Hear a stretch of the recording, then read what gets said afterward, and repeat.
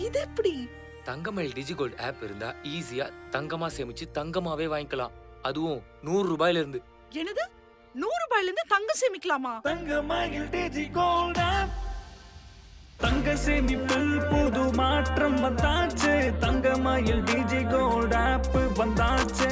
கொஞ்சம் கொஞ்சமா தங்கம் சேமிக்கலாமே, பெருவெள்ளமாக மாத்திடலாமே.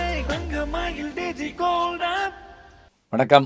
சக்கரவியூகம். மகாபாரத போரில் 18 நாள் போரில் 13ஆம் நாளில் துரோணர் மிக கவனமாக தருமனை சிறைப்பிடிப்பதற்காக அமைத்த படை அமைப்பு முறை சக்கர வியூகம்.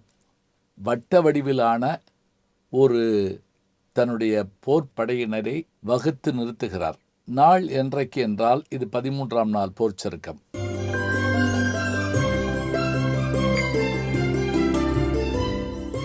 இந்த 13 நாள் போர்ச்சருக்கம் தொடங்குகிற போது வீரத்தோடும் முடிகிற போது துயரத்தோடும் முடிகிறது. ஒவ்வொரு சருக்கத்தை தொடங்குகிற போதும் வில்லிபுத்தூர் ஆழ்வார் கண்ணபெருமானுடைய திருவடிகளை வணங்குவார். எப்படி வணங்குவார் என்றால், அந்த சருக்கத்தினுடைய பகுதிக்கு ஏற்றபடியான செய்தியை சொல்லுவார்.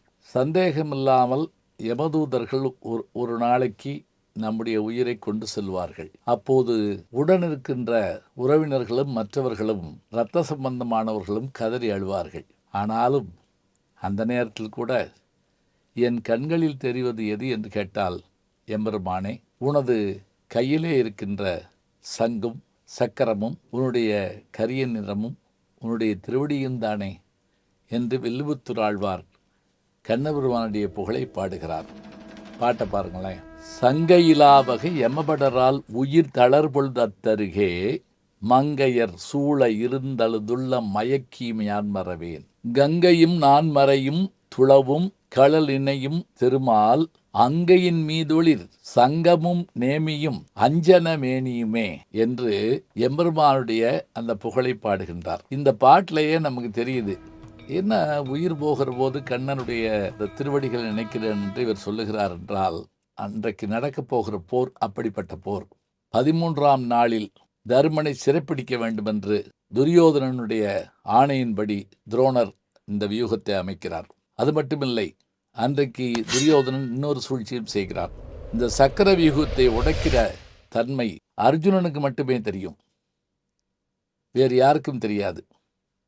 சரி, அப்படிப்பட்ட அந்த சக்கர வியூகத்துக்குள் எப்படி அபிமன்யு உள்ளே போனான் என்றால், அவனுடைய தாயாருடைய வயிற்றிலே இருக்கும்போது, அதாவது அர்ஜுனனின் மனைவியும் அபிமன்யுவின் அன்னையும் கண்ணபெருமானின் தங்கையுமான சுபத்ராதேவியினுடைய வயிற்றிலே அபிமன்யு கருவிலே குழந்தையாக இருந்தபோது தாய்மாமனாகிய கண்ணபரமாத்மா கதைகளை சொல்ல ஓரிடத்தில் அவள் அயர்ந்து தூங்க, அப்போது உள்ளே இருந்த சிசு அதனை கேட்டுக்கொண்டிருந்ததாம்.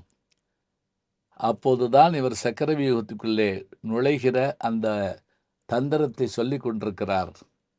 திடீரென்று தாய் விழித்து எழ, குழந்தை, அதுவரை கேட்ட குழந்தை வெளியில் வருகிற செய்தியை கேட்காமலேயே நின்று போகிறது.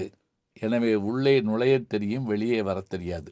இது அபிமன்யுனுடைய நிலை. இப்போது அபிமன்யு உள்ளே வருவான் என்றால் அவனை வெளியில் விடாத அளவிற்கு வீழ்த்த வேண்டும் என்பது திட்டம். சரி, அர்ஜுனனை எப்படி வராமல் தடுப்பது? அப்போதுதான் அவன் ஒரு யோசனை செய்கிறான். போர்க்களத்திலே துரியோதனுடைய யோசனை என்ன என்றால், யார் போருக்கு அழைத்தாலும் வீரர்கள் போர் செய்ய செல்ல வேண்டும். அதன்படி அர்ஜுனனையும் கிருஷ்ணனையும் போருக்கு அழைக்குமாறு சப்தகர் என்று சொல்லக்கூடிய படையினர் பழைய பகையோடு வந்து அவனை போருக்கு அழைக்க போர்க்களத்திலே அங்கு செல் கண்ணா என்று சொல்ல, சூழ்ச்சி எதுவும் தெரியாது அர்ஜுனனுடைய சொல்லை கேட்ட கண்ணன் மனதுக்குள் புன்னகைத்தபடி அங்கு செல்லுகிறார். சம் சத்தகர் வந்தது கூவ வெகுண்டு தனஞ்சயனேகினனே என்று வில்லிபுத்தூரார் சொல்லுகிறார். அர்ஜுனன் அங்கே சென்று விட்டான். அபிமன்யு சக்கர வியூகத்துக்குள்ளே நுழைகிறான். இப்படி நுழைகிற போது அதனுடைய நுனிப்பகுதியிலே நின்றவர் யார் என்று கேட்டால், அதனை அமைத்த துரோணர். தன்னுடைய தந்தையினுடைய குரு தனக்கும் குரு என தெரிந்திருந்தும் அவன் வணங்கியபடி, குருவே, இதோ நான் வருகிறேன் என்று சொன்னவுடன், எடுத்துக்கொள் உன் ஆயுதத்தை என்று சொல்ல, அபிமன்யு போர் தடுக்க தொடங்குகிறான். துரோணரின் நிலை என்ன? அர்ஜுனன் இல்லை, சக்கரவியூகத்துக்குள் புகுந்தானா? அவனை காப்பாற்ற யாரேனும் வந்தார்களா? அபிமன்யு தப்பித்தானா? என்ன நிலை சக்கரவியூகத்துக்குள்? தொடர்ந்து பார்ப்போம். நல்ல செய்திகளை நாளும் சிந்திப்போம். நாளை சந்திப்போம். நாளும் நல்ல தமிழ் கேட்க முனைவர் ஞானசம்பந்தம் அவர்களின் கேளுங்கள். கண்டிப்பாக கேளுங்க. நான் கேட்டுட்டு இருக்கேன். நம்முடைய யூடியூப் சேனலை சேர்ந்து Instagram, Facebook, Twitter, blog, WhatsApp channel என்று அத்தனையிலும் நான் முன்தொடர்ந்து செல்கிறேன். நீங்கள் பின்தொடர்ந்து வாருங்கள்.